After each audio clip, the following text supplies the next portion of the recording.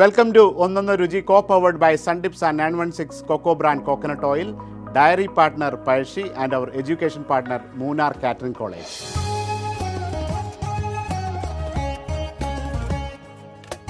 നമസ്കാരം കൂട്ടുകാരെ, ഒന്നൊന്ന രുചിയുടെ പുതിയൊരു എപ്പിസോഡിലേക്ക് എല്ലാ പ്രേക്ഷകർക്കും സ്വാഗതം. എന്നത്തെ പോലെ ഇന്ന് നമുക്കൊരു സ്പെഷ്യൽ ഗസ്റ്റ് ഉണ്ട്. ഈ ഗസ്റ്റിനെ കുറിച്ച് പറയാനാണെങ്കിൽ കഴിഞ്ഞ 15 വർഷമായിട്ട് മിനി സ്ക്രീനിലൂടെ നമുക്ക് ഒരുപാട് നല്ല കഥാപാത്രങ്ങളിൽ നിന്ന് നമ്മളെ വിസ്മയിപ്പിച്ച ഒരു താരമാണ്. നമുക്ക് സ്വാഗതം ചെയ്യാം ശാലു കുര്യൻ.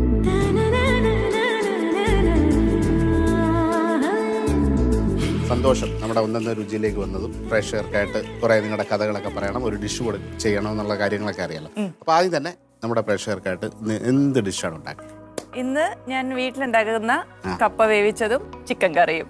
ഈ ഡിഷ് എന്താന്ന് പറയുമ്പോൾ തന്നെ ഏകദേശം നിങ്ങൾക്ക് മനസ്സിലാവും ഇത് ഏത് നാട്ടുകാരിയാണ്. കോട്ടയംകാരിയാണ്. കോട്ടയംകാരുടെ കപ്പ, ഇറച്ചി, മീൻ അല്ലെങ്കിൽ ആ ഒരു കാര്യങ്ങളെക്കുറിച്ച് പറയേണ്ട അവരുടെ ബ്ലഡിനകത്ത് അലിഞ്ഞു ചേർന്നിരിക്കുന്ന സാധനങ്ങളാണ് ഇതൊക്കെ. നോർമലായിട്ട് രാവിലെ കപ്പ അല്ലെങ്കിൽ അപ്പം, സ്റ്റൂ, ഫിഷ് മോളി, പോത്ത്, ആട്, കോഴി, പന്നി, താറാവ്, സകല സാധനങ്ങളും ഉണ്ടാക്കി ഏറ്റവും രുചികരമായിട്ട് ഉണ്ടാക്കുന്ന ഒരു നാട്ടുകാരിയാണ്. അപ്പൊ നമുക്ക് നോക്കാം ആ ഡിഷ് എന്താണെന്ന്. എനിക്ക് തോന്നുന്നു കോട്ടയംകാരാണെന്ന് തോന്നി രാവിലെ നോൺ വെജ് കഴിക്കുന്നത്. എന്റെ ഹസ്ബൻഡ് പത്തനംതിട്ടയാണ്. അപ്പൊ എന്റെ അടുത്ത് രാവിലെ ചിക്കൻ കറി കഴിക്കുമ്പോൾ നീ എങ്ങനെയാണ് രാവിലെ ചിക്കൻ, മുട്ട അല്ലാതെ വേറൊരു നോൺ വെജും കഴിക്കാൻ ബാക്കിയുള്ള കോഴിക്കോടും കോട്ടയത്തൊക്കെ ഉള്ളവരാണ് പ്രഭാത ഭക്ഷണങ്ങളിൽ ഇപ്പൊ പോത്തിറച്ചി ബാക്കിയൊക്കെ ഉള്ള സ്ഥലങ്ങളിലൊക്കെ രാവിലെ അപ്പം, ദോശ, പുട്ടിന്റെ കൂടെ ഒക്കെ കടല, ഇത് കൂടിപ്പോയി അവരുടെ നോൺ വെജ് എന്ന് പറഞ്ഞാൽ മുട്ട റോസ്റ്റ് ആണ്. അപ്പൊ അങ്ങനെ ഒരു അടിപൊളി റെസിപ്പി ആയിട്ടാണ് വന്നിരിക്കുന്നത്. നമുക്ക് നേരെ ഇൻഗ്രീഡിയൻസിലേക്ക് പോവാം.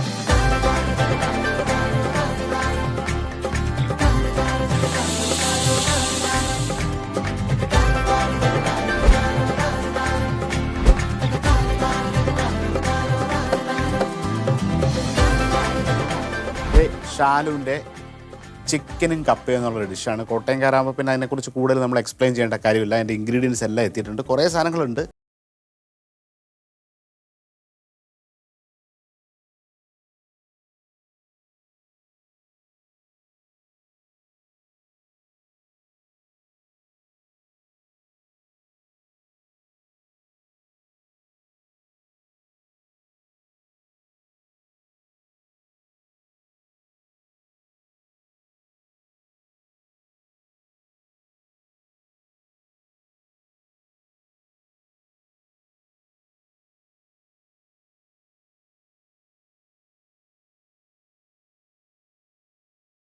പരിപാടികളൊക്കെ ആണെന്ന് അറിയാലോ.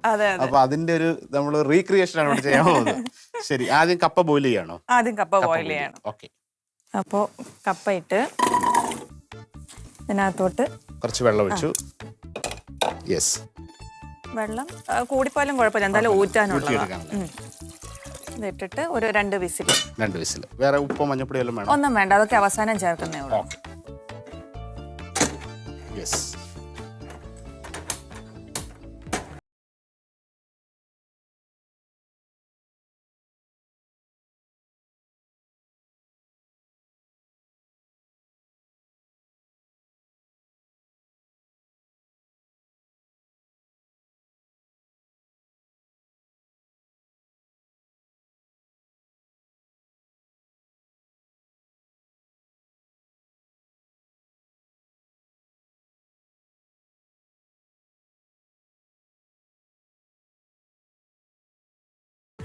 അതുകൊണ്ട് വേണ്ടിയിട്ട് ഒന്ന് ചിക്കൻ. പാചകം ഇഷ്ടമുള്ള ഒരാളാണോ അതോ വൊക്കേഷണൽ ആളുള്ളത് കൊണ്ട്? അതെ. നേരത്തെ അമ്മ ഉണ്ടായിരുന്നു, ഇപ്പം കുഞ്ഞുങ്ങളുള്ളതുകൊണ്ട് കുഞ്ഞുങ്ങളെ നോക്കാനും വേണ്ടിയിട്ട് ഒരു മെയ്ഡുണ്ട്. അപ്പൊ പുള്ളിക്കാരി തന്നെയാണ് കുക്കിങ്ങും ക്ലീനിങ്ങും ഒക്കെ ചെയ്യുന്നത്. അപ്പൊ നമ്മുടെ ഒരു ടേസ്റ്റിൽ കഴിക്കണമെന്ന് തോന്നുമ്പോ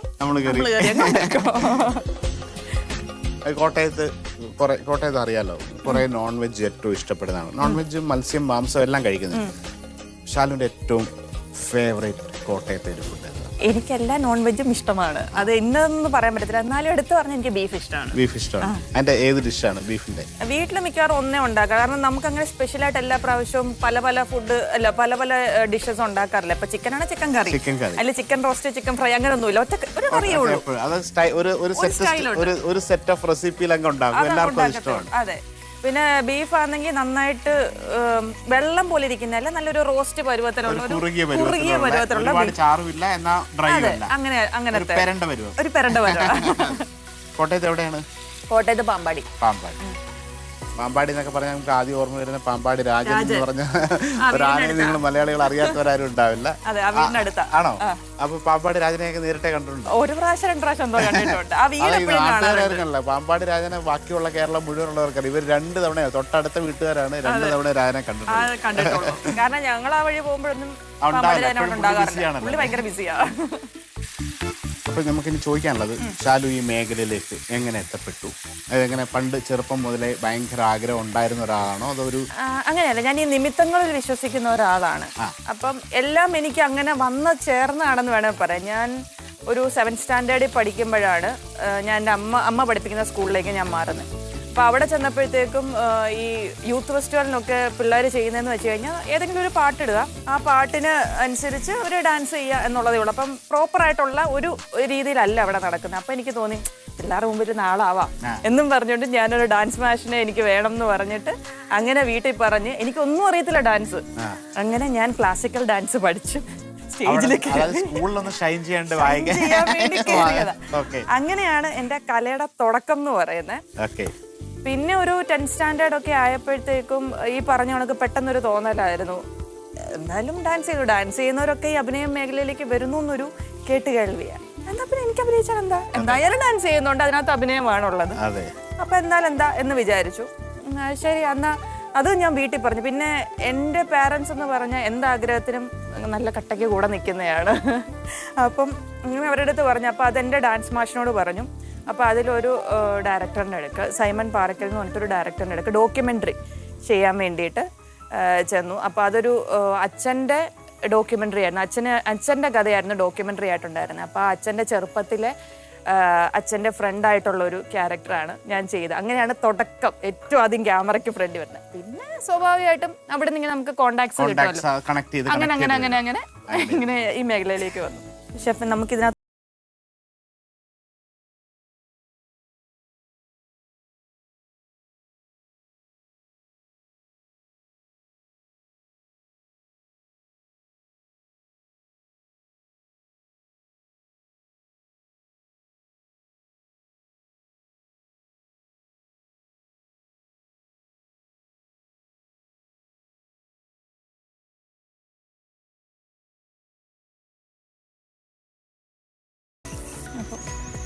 വീണ്ടും കുറച്ച് വെളിച്ചെണ്ണ.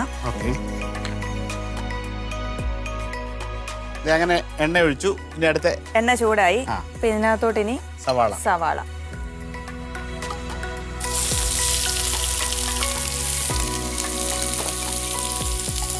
ഒന്ന് വഴണ്ടിട്ട് പിന്നെ ഇഞ്ചി വെളുത്തുള്ളി പേസ്റ്റൊക്കെ ഒന്ന് ആഡ് ചെയ്താൽ മതി.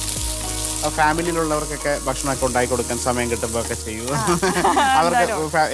അവർക്ക് ഏറ്റവും ഇഷ്ടപ്പെട്ട ശാലുവിന്റെ ഏത് ഡിഷാണ്? അങ്ങനൊന്നുമില്ല, ഞാൻ എന്തുണ്ടാക്കിയാലും അവര് കഴിച്ചേ പറ്റുള്ളൂ. ചോയ്സ് ഒന്നുമില്ലല്ലോ. ചോയ്സ് ഇല്ല. ഞാൻ എനിക്ക് ചിലപ്പം എനിക്കിഷ്ടമുള്ളതായിരിക്കും ചിലപ്പോൾ രാവിലെ ഉണ്ടാകും. ചിലപ്പോൾ ഞാൻ രാവിലെ പറയും എനിക്ക് ഇച്ചിരി കപ്പയും ബീഫും കഴിച്ചാൽ കൊള്ളാം, ഉണ്ടാക്കിക്കോ, വാങ്ങിച്ചു തരാം, ഉണ്ടാക്കിക്കോ. അങ്ങനെ മിക്കവാറും പറയുന്ന ബിരിയാണി ഉണ്ടാക്കാൻ പറയാറുണ്ട് വീട്ടില്. അല്ല ഗീ റൈസ് പിന്നെ പ്രത്യേകിച്ച് വലിയ പണിയൊന്നുമില്ല. അതും ചിക്കൻ കറി മിക്കവാറും വളരെ സിമ്പിൾ, എളുപ്പം തീരുന്നത്. ഒരുപാട് സമയം കിച്ചണിൽ സ്പെൻഡ് ചെയ്യാൻ സമയമില്ല. 2 പിള്ളേരുണ്ട്. അവരുടെ കാര്യം നടക്കി നോക്കണം. അവര് ഒരാള് ഞാൻ ഈ കിച്ചണിൽ നിൽക്കുന്ന സമയത്തായിരിക്കും 2 പേരുടെ 2 കാലെ പിടിച്ച് വലിച്ചുകൊണ്ടിരിക്കുന്നത്. അപ്പൊ നമുക്ക് ഒന്നിനും നേരം കിട്ടത്തില്ല. അപ്പൊ ഇതിന് അനുസരിച്ചിട്ട് ഈ ട്രാവലിംഗ് കാര്യങ്ങളൊക്കെ താല്പര്യമുള്ള ഒരാളാണോ? അതോ? ട്രാവലിംഗ് ഭയങ്കര ഇഷ്ടമായിരുന്നു. ഇഷ്ടമാണ് ഇപ്പോഴും. സമയം ഒട്ടും കിട്ടുന്നില്ല. അതായത് എന്റെ 2 പിള്ളേരും എന്ന് പറഞ്ഞാല് നല്ല വികൃതികളാണ്. അപ്പൊ നമുക്ക് എവിടെയെങ്കിലും ഒക്കെ കൊണ്ടുപോയി കഴിഞ്ഞാൽ അവിടെ ഉള്ളവർക്കും ബുദ്ധിമുട്ടാവും. കാരണം അവർ പിള്ളേരെ വികൃതി നമ്മൾ മാത്രമേ സഹിച്ചിരിക്കുള്ളൂ. പുറമേ നിന്നുള്ള ഒരാൾക്ക് ഇച്ചിരി ബുദ്ധിമുട്ടായിരിക്കും. എവിടെ പോകാനാണ് ആഗ്രഹം? ബക്കറ്റ് ലിസ്റ്റുള്ള സ്ഥലങ്ങൾ ഏതൊക്കെയാണ്? ഒത്തിരി ഉണ്ട്. ഇന്ത്യയിലുള്ള സ്ഥലങ്ങൾ എവിടെയാണ്? ഇന്ത്യയിലുള്ള സ്ഥലം എന്ന് പറഞ്ഞു കഴിഞ്ഞാൽ കാണാൻ ആഗ്രഹമുള്ളത് എനിക്ക് ബദ്രീനാഥ് പോകാൻ ഇഷ്ടമാണ്. അങ്ങനെയുള്ള സ്ഥലങ്ങളൊക്കെ, കുറച്ച് ഈ തണുപ്പുള്ള സ്ഥലങ്ങൾ, അങ്ങനെയുള്ള സ്ഥലങ്ങളൊക്കെ പോകാൻ ഭയങ്കര ഇഷ്ടമാണ്. അപ്പൊ അങ്ങനെ ഒരു ട്രിപ്പ് പോകണം. ഞാൻ ആദ്യം വിസിലെത്തി കഴിഞ്ഞു. കപ്പയുടെ അരപ്പ് റെഡി ആയിട്ടുണ്ട്. തേങ്ങ, കുറച്ച് ജീരകം, വെളുത്തുള്ളി, മഞ്ഞൾപ്പൊടി, ചെറിയുള്ളി, പച്ചമുളകിട്ട് വെള്ളം തൊടാതെ ഒന്ന് ഒതുക്കിയെടുത്തിരിക്കുകയാണ്. നമ്മുടെ ആ ഒരു അവിയലിൻ്റെ ഒരു പരുവം. അപ്പോൾ ഈ കപ്പ വെന്ത് കഴിയുമ്പോൾ അതിനെ ഊറ്റിയിട്ട് ഈ അരപ്പിട്ടൊന്ന് ആവി കയറ്റി കഴിഞ്ഞാൽ കപ്പ റെഡി, ചിക്കൻ കറി സൈഡിൽ റെഡി ആവുന്നു അല്ലേ? ഒരു കൈയുടെ കണക്കാണ്, അളവ് പറയാനൊന്നും അറിയത്തില്ല, കൈയുടെ കണക്കാണ്. ഇച്ചിരി അങ്ങോട്ടും ഇങ്ങോട്ടും കൂടിയാലും വലിയ പ്രശ്നം ഒരു കുഴപ്പമില്ല. ഇത് കുറച്ച് വഴന്നിട്ടുണ്ട്. ഇനി ഇഞ്ചി വെളുത്തുള്ളി പേസ്റ്റ്. ഇതിന്റെ അളവൊന്നും എനിക്ക് പറയാൻ അറിയത്തില്ല, വീട്ടുകാരുടെ അവരവരുടെ ഇഷ്ടത്തിന്.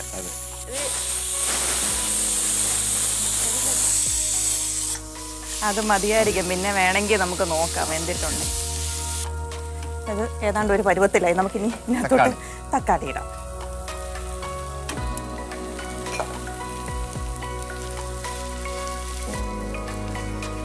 ഇനി ഇതിനകത്തോട്ട് പൊടിയൊക്കെ ചേർക്കാം. അത്യാവശ്യം ഒന്ന് തക്കാളി ഒന്ന് ചൊങ്ങിയിട്ടുണ്ട്, അപ്പൊ അതിനകത്തോട്ട് ഇനി മസാലകളൊക്കെ ഇടാം.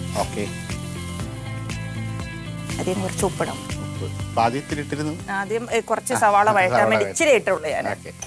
ഞാൻ അല്ലെങ്കിൽ ഉപ്പ് തീരെ കുറച്ച് കൂട്ടുന്ന ഒരാളാണ്, കുറച്ചിട്ടിട്ടുണ്ട്. കുറച്ച് കശ്മീരി മുളക് പൊടി, ചിക്കൻ മസാല കുറച്ചിട്ട് കുറച്ച് ഗരം മസാല ഇട്ടു, മുളക് പൊടി ഇട്ടു. ഇനി മിച്ചമൊന്നും ഇരിപ്പില്ലല്ലോ അല്ലേ? ഇനി ഒന്നും ഇരിപ്പില്ല. ഇപ്പൊ എത്ര വർഷത്തെ ഒരു എക്സ്പീരിയൻസ് ആണ് ഇപ്പം ഒരു ടി വി മേഖലയിൽ? ഒരു 15 വർഷം. 15 വർഷം അല്ലേ? അപ്പൊ ഈ ഒരു അഭിനയ ജീവിതത്തിൽ ഏറ്റവും കൂടുതൽ ഓർമ്മയിൽ നിൽക്കുന്ന ഏതെങ്കിലും അനുഭവം? എനിക്ക് ചന്ദനമഴ തന്നെയാണ് മനസ്സിൽ നിൽക്കുന്നത്. കാരണം എന്നെ എത്രയും ഈ 15 വർഷമായെന്ന് പറഞ്ഞല്ലോ, ഈ 15 വർഷത്തിനിടയ്ക്ക് പലരുടെയും വിചാരം ഞാൻ ചന്ദനമഴയാണ് ആദ്യമായിട്ട് ചെയ്യുന്ന സീരിയൽ. അപ്പൊ എന്നെ അത്രയും പോപ്പുലർ ആക്കിയത് ചന്ദനമഴ എന്ന് പറഞ്ഞ സീരിയലാണ്. അപ്പം ഇപ്പോഴും ആൾക്കാർ പറയുന്നുണ്ട്. ഇപ്പൊ നമ്മുടെ ഈ മസാല റെഡി ആയിട്ട് നമുക്ക് ആക്ച്വലി ഇനി കുക്കറാണ് വേണ്ടത്. ഇതിന്റെ അവസ്ഥ ഇപ്പൊ നമുക്ക് ഇത് ഓഫ് ചെയ്ത് വെക്കാം, ഇനിയും കരിഞ്ഞു. ഇനി ആ കുക്കറിന്റെ അവസ്ഥ നോക്കട്ടെ, ഇത് വെന്തിട്ടുണ്ടോ എന്താണെന്ന് നോക്കണം. വെന്തിട്ടുണ്ട്, ഇത് ഊറ്റിയെടുത്താൽ മതി. അങ്ങനെ കപ്പ വെന്തു. കപ്പയിലേക്ക് തേങ്ങയുടെ അരപ്പ് ചേർത്ത് ഒന്ന് ആവിയിൽ ഒരു 2-3 മിനിറ്റ് ഒന്ന് ഇൻഫ്യൂസ് ചെയ്യുമ്പോഴത്തേക്ക് കപ്പ റെഡിയാവും. അത് കഴിഞ്ഞ് ഈ കുക്കറിൽ തന്നെയാണ് ഈ ചിക്കൻ കറി പുള്ളിക്കരുതി ഫിനിഷ് ചെയ്യുന്നത് അല്ലേ? ഓക്കെ, ഇനി ചിക്കൻ കറിക്ക് എന്താണ് പരിപാടി? ചിക്കൻ കറിക്ക് നമ്മൾ ഈ വേവിച്ച് വെച്ചതും ആ ചിക്കനും കൂടെ ഇട്ടിട്ട് ഒരു വിസിൽ അങ്ങനെ ആ മസാലയിലേക്ക് ആ ചിക്കനും അതിന്റെ സ്റ്റോക്ക് കൂടെ ആഡ് ചെയ്യാണ്. അപ്പൊ ഇതിനകത്തൊന്ന് ബോയിൽ ചെയ്തിട്ട് 1 വിസിൽ ഈ കുക്കറിൽ തന്നെ ചിക്കൻ ഫിനിഷ് ആവും എന്നാണ് പറയുന്നത്. അപ്പൊ കപ്പ റെഡി ആയിട്ടുണ്ട്. കുക്കറിലിടുന്നത് വെച്ച് കഴിഞ്ഞാൽ എളുപ്പമാവാൻ വേണ്ടി വേണേ ഡയറക്റ്റ് ആയിട്ട് കുക്ക് ചെയ്യാം. നേരെ ഇതെല്ലാം കുക്കറിനകത്ത് വേണേലും ചെയ്യാം. ഈ കടായിയുടെ ആവശ്യമില്ല. ഈ പറഞ്ഞ കാര്യങ്ങളൊക്കെ നമുക്ക് കുക്കറിനകത്ത് തന്നെ ചെയ്തിട്ട് കൂടെ വേവിച്ചാൽ മതി. അപ്പൊ ഒത്തിരി പാത്രത്തിന്റെ ആവശ്യം വരുന്നില്ല. ഈസി, പെട്ടെന്ന്. അതായത് 2 കുട്ടികളൊക്കെ ഉള്ള വീട്ടില്, അതുപോലെ ജോലി, അതുപോലെ വർക്ക് കാര്യങ്ങളൊക്കെ ഉള്ളവരുടെ അവര് തന്നെ സ്വയം പരീക്ഷിച്ചെടുത്ത ടിപ്സ് ആണ്. ഇപ്പൊ വീടുകളിലൊക്കെ ചിലപ്പോൾ അമ്മമാരുടെ ഒക്കെ പറഞ്ഞാൽ അവർക്ക് ചിലപ്പോൾ അക്സെപ്റ്റ് ചെയ്യാൻ പറ്റില്ല. അവർക്കൊരു പാത്രം അതിന് വേണ്ടി വരും, വേറൊരു പാത്രം ഇത് വേണ്ട. ഇതൊരു പാത്രം കുറച്ച് കഴുകാനും അതുപോലെ വേഗത്തിൽ പരിപാടി തീർക്കാൻ വേണ്ടിയിട്ടാണ് അവർ തന്നെ ഡെവലപ്പ് ചെയ്ത്, നാസയിലൊക്കെ ഡെവലപ്പ് ചെയ്തെടുത്ത പോലുള്ള. ചിലപ്പോൾ കാണുന്നവർ ചിലപ്പോൾ ഇത് മണ്ടത്തരം എന്ന് പറഞ്ഞാലും സമയ ലാഭമാണല്ലോ ഏറ്റവും മെയിൻ. എന്റെ റിസൾട്ട് കറക്റ്റ് ആയിരിക്കണം. അതിന്റെ ഇടയിൽ എങ്ങനെ നിങ്ങൾ പണി വേഗം തീർക്കുന്നു, അത് കഴിഞ്ഞ് ആഫ്റ്റർ കുക്കിങ്ങിലുള്ള വാഷ് ക്ലീനപ്പ് പരിപാടികൾ എത്രമാത്രം മിനിമൈസ് ആക്കുക എന്നൊക്കെയുള്ള റിസർച്ച് ചെയ്തിരിക്കുന്നതാണ്. ആ ഈ റിസർച്ചൊക്കെ ഇവർ പഠിത്തത്തിലൊക്കെ എടുത്താൽ ഇവർ PhD നേടേണ്ട ആൾക്കാരാണ്. ഇത് നമ്മൾ വേറെ വെള്ളമൊന്നും ഒഴിച്ചിട്ടില്ല, മുഴുവൻ ഈ ചിക്കന്റെ വെള്ളത്തിൽ സ്റ്റോക്ക്. അതാണ് ആദ്യം തന്നെ ചിക്കൻ എണ്ണയ്ക്കകത്തിട്ട് സോട്ട് ചെയ്ത് അതിന്റെ ജ്യൂസ് മൊത്തം സെപ്പറേറ്റ് ആയിട്ട് വന്നു. കാണുമ്പോൾ അതിനകത്ത് തന്നെ ഓൾറെഡി വെള്ളമുണ്ട്. പിന്നെ നമ്മൾ എണ്ണ ഒഴിച്ചിട്ടുണ്ട്, ആ എണ്ണയും തെളിഞ്ഞ് വന്നിട്ടുണ്ട്. അത് മാത്രമേ ഉള്ളൂ. ഇതിപ്പം ഏകദേശം ഒരു ഇതൊന്ന് കപ്പ ആവിക്കകത്ത് അത് ഇൻഫ്യൂസ് ചെയ്യാൻ വേണ്ടിയിട്ട് നമ്മൾ നേരത്തെ പറഞ്ഞു കപ്പ ജസ്റ്റ് വെള്ളത്തിൽ പുഴുങ്ങിയെടുത്തു. അതിനുശേഷം തേങ്ങയും ജീരകം, ചെറിയുള്ളി, മഞ്ഞൾ, പച്ചമുളക്, ചുവന്നുള്ളി ഇട്ടിട്ട് വെള്ളം തൊടാതെ അരച്ചതിനകത്തേക്ക് മിക്സ് ആക്കി ഉപ്പിട്ടു. കറിവേപ്പില ഇട്ടു. അപ്പൊ അത് ഇതെല്ലാം കൂടി ഇനി ഒന്ന് കുഴച്ചെടുത്തു. നന്നായിട്ടൊന്ന് കുഴച്ചെടുത്തു കഴിഞ്ഞാൽ കപ്പ റെഡിയായി. ഉപ്പ് കറക്റ്റ് ആണോന്ന് എനിക്ക് ഇപ്പോഴും അറിയത്തില്ല. ഉപ്പ് കുറവാണെങ്കിൽ കുഴഞ്ഞ കപ്പ. ഓക്കെ, പിന്നെ ഇതൊരു പാത്രത്തിലേക്ക് നന്നായിട്ട് കുഴച്ചിട്ട് ഒരു പാത്രത്തിലേക്ക്. ഓക്കെ, അങ്ങനെ ചിക്കൻ ജ്യൂസ് ആയിട്ട് നല്ലപോലെ ഒന്ന് സോട്ട് ചെയ്തു. ഇനി ഇത് കുക്കാക്കാൻ വേണ്ടിയിട്ട്, നല്ല സോഫ്റ്റ് ആയിട്ട് കുക്കാക്കാൻ വേണ്ടിയിട്ട് പ്രഷർ കുക്കറിൽ 1 വിസിൽ എന്നാണ് ഇവരുടെ റെസിപ്പി.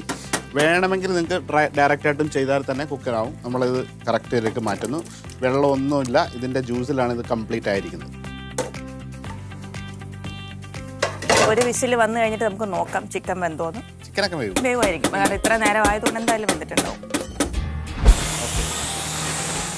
അങ്ങനെ ചിക്കൻ കറിയുടെ വിസിൽ വന്നു. കുറച്ച് നേരം അതിൻ്റെ ഒരു ആവി വരാൻ വേണ്ടി വെയിറ്റ് ചെയ്തു. നമുക്കിനി തുറന്നു നോക്കാം ശാലുവിൻ്റെ സ്പെഷ്യൽ ചിക്കൻ കറി. ചിക്കൻ കറക്റ്റായിട്ട് വെന്ത്. കുറച്ച് കറിവേപ്പില.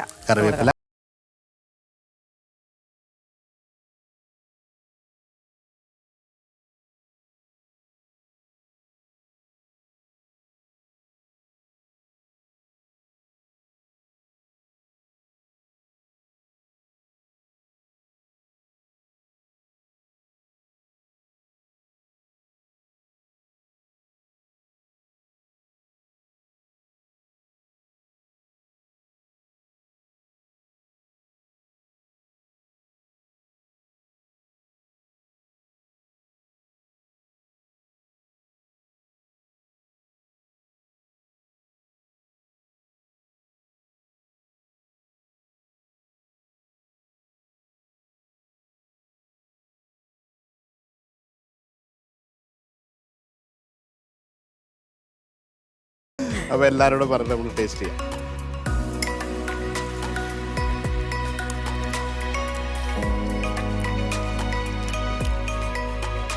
സിമ്പിൾ, ഹമ്പിൾ, അടിപൊളി, ആർക്കും ട്രൈ ചെയ്യാവുന്ന, കുക്കിംഗ് ഒന്നും അറിയുന്നതിൻ്റെ പോലും അടിപൊളിയായിട്ട് നിങ്ങളുടെ വീട്ടിലൊരു ഗസ്റ്റ് വന്നു പെട്ടെന്ന്, ചിക്കനുണ്ട്, കപ്പയുണ്ടെങ്കിൽ, ഇനിയിപ്പോൾ കപ്പയില്ലെങ്കിൽ ഇത് ചപ്പാത്തിയായിട്ടും കഴിക്കാം, ചോറുമായിട്ടും കഴിക്കാം, എല്ലാത്തിനും കഴിക്കാൻ പറ്റിയ ഒരു 1 പോട്ട് സിമ്പിൾ കറിയാണ് ശാലു നമുക്ക് കൊണ്ടുവരുന്നത്. അടിപൊളി. നിങ്ങളെല്ലാവരും ഈ റെസിപ്പി ട്രൈ ചെയ്യണം.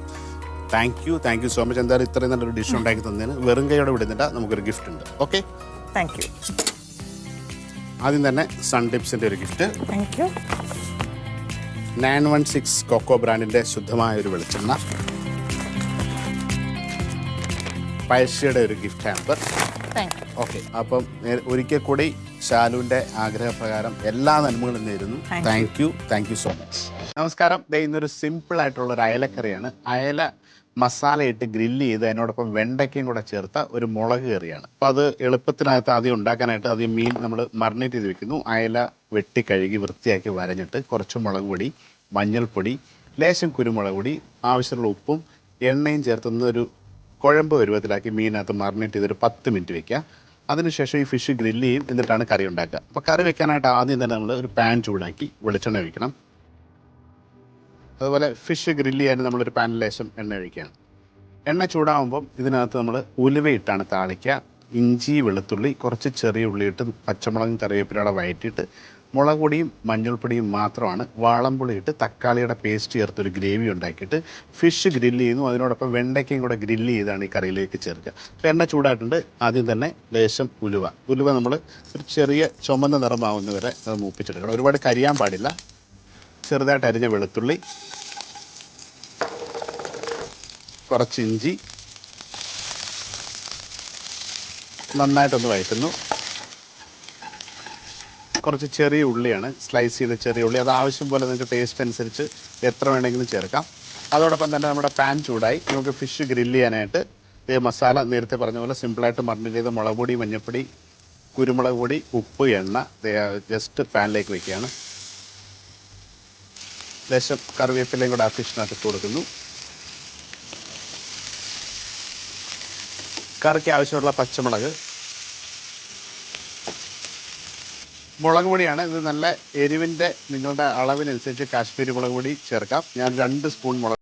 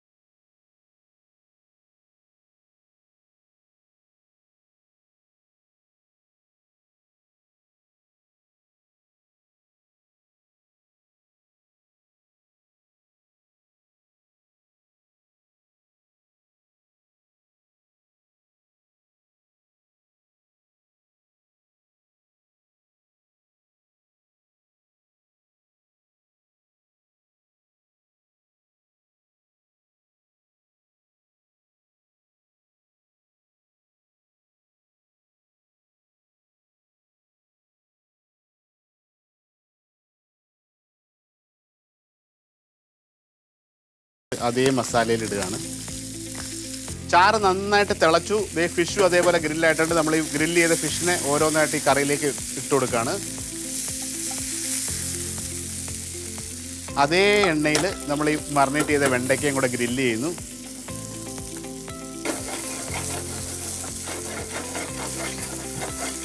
സോ ആ ഗ്രില്ല് ചെയ്ത ഫിഷ് ചാറിനകത്ത് ഏകദേശം ഒരു ഹാഫ് കുക്കായി. അതുപോലെ തന്നെ നമ്മുടെ വെണ്ടയ്ക്കയും അതേ മറിനേഷനിൽ നന്നായിട്ട് ഗ്രില്ലായിട്ടുണ്ട്. ഈ ഗ്രില്ല് ചെയ്ത വെണ്ടയ്ക്കയും കൂടി കറിയിലേക്ക് ചേർത്ത് കൊടുക്കാം.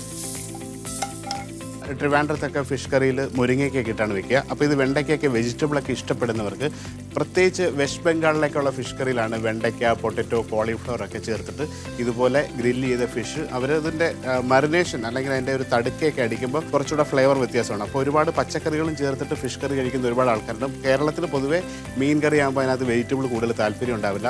സാധാരണ മാങ്ങ അങ്ങനെയൊക്കെയുള്ള പുളിക്ക് വേണ്ടിയിട്ടുള്ള പച്ചക്കറികൾ മാത്രമാണ് ചേർക്കാറ്. അപ്പോൾ ഒരു വെജിറ്റബിളും ഫിഷും കൂടെ ചേർന്ന് താല്പര്യമുള്ളവർക്ക് ട്രൈ ചെയ്യാൻ പറ്റിയൊരു കറിയാണ്. വളരെ വേഗത്തിലുണ്ടാക്കുക. അപ്പോൾ ഇതൊരു സ്പൈസി ചോറിൻ്റെ കൂടെ പറ്റിയ കറിയാണ്. ഇത് എൻ്റെ വെണ്ടയ്ക്കയും ഫിഷും കറക്റ്റായിട്ട് ഗ്രില്ലായിട്ട് ആ ഒരു ഗ്രില്ല് ചെയ്ത ഫിഷ് മീൻകറിക്കകത്ത് വരുമ്പോൾ ഒരു പ്രത്യേക ഒരു സ്വാദാണ്. ഡയറക്റ്റായിട്ട് കുക്ക് ചെയ്യുന്നതിനേക്കാളും ഉപരി ആ ഒരു വറുത്ത മീനിൻ്റെ ഒരു ടേസ്റ്റ് കിട്ടും. നമ്മുടെ മീൻകറി അങ്ങനെ റെഡി ആയിട്ടുണ്ട്. ഗ്രില്ല് ചെയ്ത ഫിഷ് കറി, അതിൻ്റെ കൂടെ ഗ്രില്ല് ചെയ്ത വെണ്ടയ്ക്ക ഇട്ട തക്കാളി കറിയാണ്. അപ്പോൾ ആവശ്യമുള്ള എരിവുള്ള കറി. ഇതുപോലെ മത്തി വെച്ചോ അയല വെച്ചോ അതുപോലെ പോംഫ്രെറ്റ് വെച്ചോ നമുക്ക് ഈ കറി ഉണ്ടാക്കാം. അപ്പോൾ എല്ലാവരും ട്രൈ ചെയ്യുക. Thank you so much.